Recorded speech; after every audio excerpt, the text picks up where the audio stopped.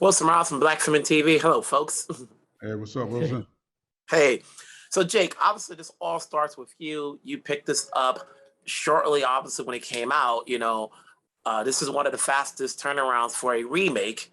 What intrigued you about this story, and then bringing on Antoine, who you worked with before?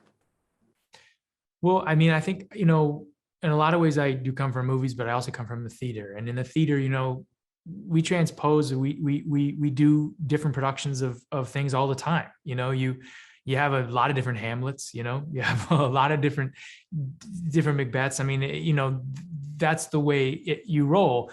In movies, I think, and particularly when I saw The Guilty, I thought it would be such an incredible transposition into the American context.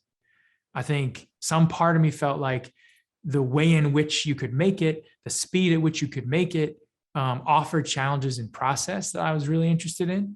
But I also felt like the things it was talking about were so interesting when translated into America. And so I just felt like it was an opportunity to reinterpret and to have a chance to communicate something, I think, in a different social, political context. You're known for bringing intensity to most of your projects. So when you come on this and having seen the original, what do you want to bring that's a little bit different than when people say it's not, shot for shot? You talking to me? Yes. Yeah, I mean, it's original in its own right. Gustav did an amazing job. When I read the script, I hadn't seen the original at first when I said yes to do it.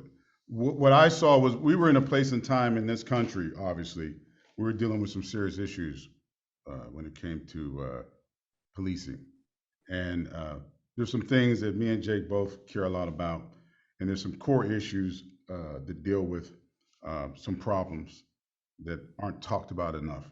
And so when I read the script, it wasn't really about doing a remake shot for shot. It's about bringing attention to mental illness, to an issue that's not talked about enough when it comes to policing, right? It's easy to say someone's dirty cop, but sometimes they are mentally screwed up, right? So it goes beyond just that one person. It goes beyond, it has to deal with the whole system. There's something wrong with the whole system that needs to be psychologically checked out, right? So when I read the script, it wasn't really about trying to outdo Gustav's work. He did a great job. It was how do we bring it into an American context and how do I visually make it interesting? And me and Jake talked a lot about it. And then I said, this is more like Dante's Inferno for me. LA was on fire at that time. I think the George Floyd's trial was going on. So I thought, this is more about a man that's going through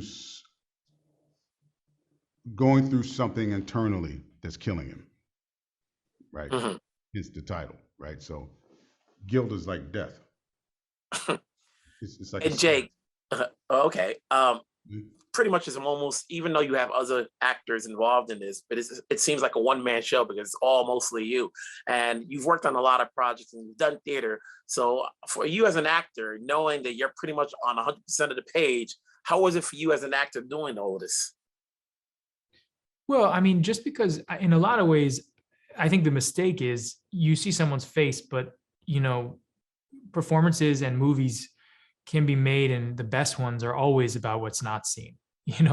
I mean, to me, the performances that are off screen that you hear carry the entire film. I mean, rule number one about acting is that you need to learn how to listen. And the cast assembled around me, in my ear, in our ears as an audience, is extraordinary.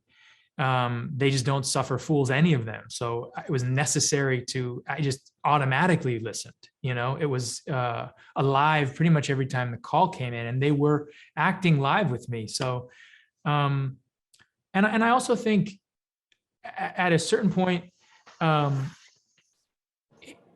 it was the part of what I loved about it was how much, when you are in a movie, when you're in a story of any kind that requires your imagination, when your imagination clicks on, it's your story now. You're not watching Joe anymore. You might see his face throughout the whole movie, but we're really listening. And I think that's just an amazing effect of this movie. I think in a world where we are so used to being shown everything on a screen, like so many of the movies that we see are just packed with imagery and packed with everything we can get in there.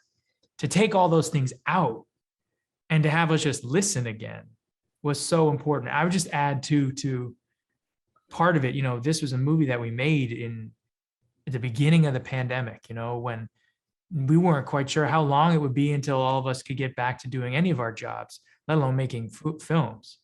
So when an opportunity presented ourselves to me and Antoine, not only a story that we love, but also to create something that was safe, we jumped at it.